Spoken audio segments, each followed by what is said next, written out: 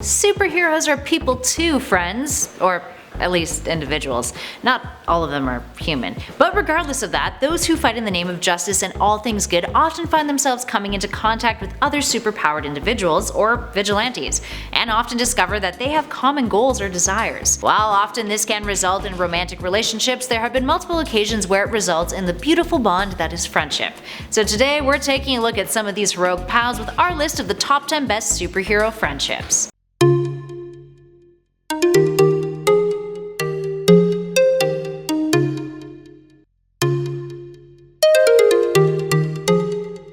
Number 10. Captain America and Black Widow. Let's start off this list with some of our favorite Marvel characters from the MCU, Captain America and Black Widow. These two have been through a whole hell of a lot over the years.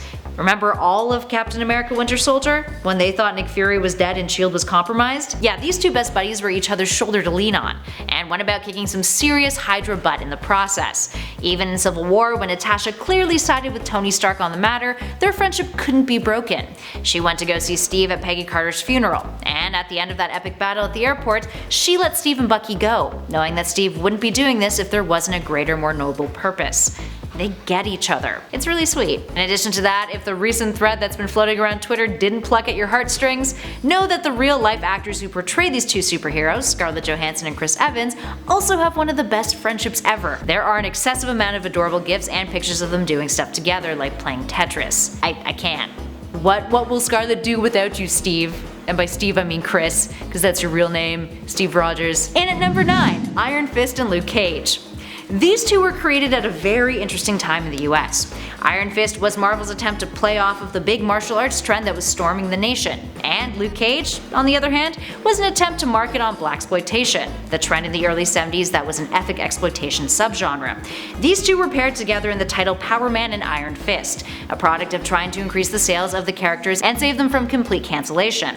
Unfortunately, the duo weren't spared from their Netflix cancellation, where they also forged a friendship as well.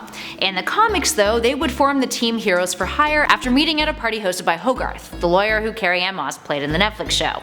Except in the comics he was a dude. Despite being best buds, they often take shots at one another out of jest, with Luke rapping on Danny due to his wealth and privilege, and Danny ripping on some of Luke's cheesier qualities, like that good old catchphrase, "Sweet Christmas."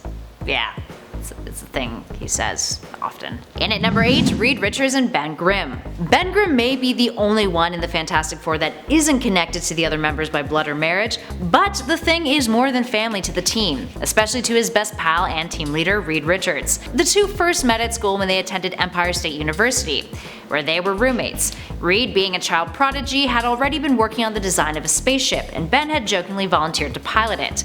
If only they knew back then. Ben would become a test pilot and an astronaut, and Reed had managed to use his inheritance and government funding and finance his research to visit Mars and beyond, after getting his PhD and a little stint as a military scientist. The two have had their ups and downs over the years, with Ben blaming Reed for the cosmic radiation accident that gave them their powers, and made Ben transform into the Thing. But regardless, almost no one knows Reed like Ben does, which ain't an easy feat, since Reed has a tendency to be slightly cold and distant due to his methodical nature, something Ben and his fellow Fantastic Four teammates have all experienced at one time or another. In at number 7, Superboy and Robin. While their fathers often tend to steal the spotlight, one of the most recent budding best friendships that stole our hearts in the DC universe was that of Superboy and Robin, aka Jonathan Kent and Damian Wayne. These two did not get along at first. Damian straight up abducted Superboy, and their bickering got so bad that their fathers even had to get involved. But since the two have built an incredibly endearing bond that both of their fathers couldn't be more proud of. These super sons may be young, but their friendship and bond is important for the future of the DC universe, if that future ever contains a younger generation taking over from their beloved fathers, whose reign in about a decade and a half will have lasted for over a century. Just saying, probably won't happen. But it's still cute. And at 6, Carol Danvers and Jessica Drew. Jessica and Carol grew a lifelong friendship out of a traumatic event. Back in Avengers Annual Issue 10, Jessica saved Captain Marvel from a near-death encounter with Rogue, a character that she's had a whole lot of baggage with in the past thanks to her days with the X-Men. After Jessica got Carol to the hospital, she goes above and beyond and gives Charles Xavier a call to investigate further about Carol's mysterious condition. So why is that a big deal? Because of Avengers issue 200 from 1980, when Carol was abducted, raped, and then impregnated by Marcus Immortus, and the Avengers did nothing to help her when she was clearly in need. Carol was in need again. But this time, Jessica was there and she did something about it. The two would grow immensely close during Carol's recovery, with Jessica never treating her like a victim. Carol then returned the favor big time when Jessica was pregnant. Carol was super involved in helping her prepare to have her first child. Even with a rift in their friendship from Civil War II when Jessica opposed Carol's ideologies, the two managed to patch things up together. It's the power of friendship, people. In at 5, the Human Torch and Spider-Man. Peter Parker and Johnny Storm have a lot in common. They're both known for their witty quips, both known for having a sense of humor, and both have a heart of gold. The two are roughly the same age as well, often being paired up over the years on adventures. They even got their own crossover title back in 2005, in which the two of them started disliking one another, but soon their bickering became more of a friendly banter, with Spider-Man and Human Torch obviously enjoying each other's company and companionship on and off of the battlefield. Spidey Torch is also one hell of a ship too. Just saying. In at 4, Black Widow and Hawkeye. Jumping back onto the MCU for this number, and actually back to Black Widow.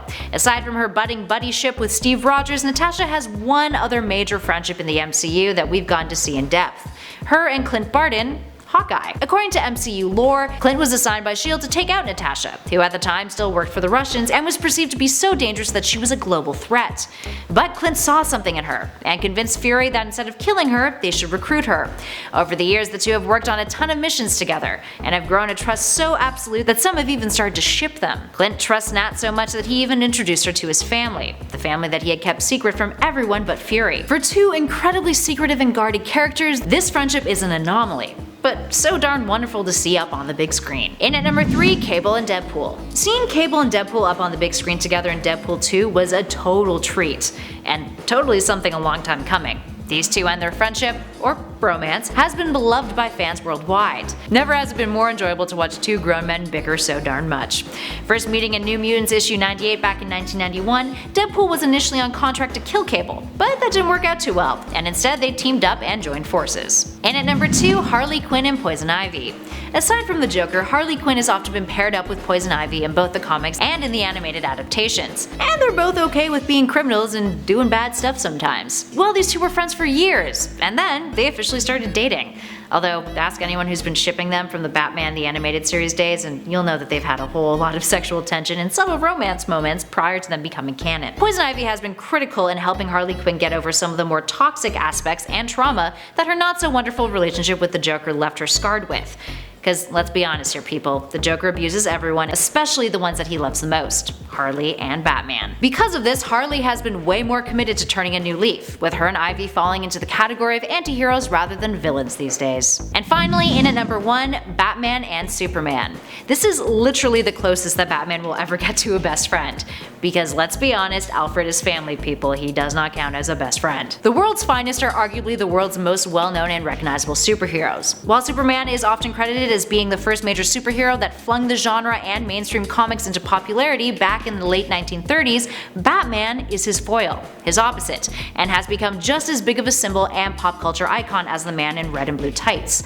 Being DC Comics' two leading superheroes, naturally they ended up in many a crossover story together, and were the primary faces of DC's World's Finest Comics, initially titled World's Best Comics, a name that was then changed due to a cease and desist letter from another comic publisher with a similar title in print. Thus began the duo's nickname, World's Finest. And truly, they are. While they have varying ideologies and strategies, these two have the utmost respect for one another. For example, during Tom King's run on Batman, when Batman was engaged to Selina Kyle, Bruce had asked Clark to be his best man, despite the two of them sulking at first and not calling the other to talk about it. One of the greatest things that King's story explored was that despite all of their differences, no matter how much they contrast themselves to one another, deep down, they're a lot more like each other than they even realize. Aw, best friends. Alright, there we have it, friends. What other superhero best pals can you think of? Give us a shout in those comments below and let us know. And while you're down there, why not spread the love and hit that like button? And subscribe to become a part of the Nerd Squad. We'd love it if you hung out with us some more. In the meantime though, thanks for watching everybody. I'll catch you all in the next video.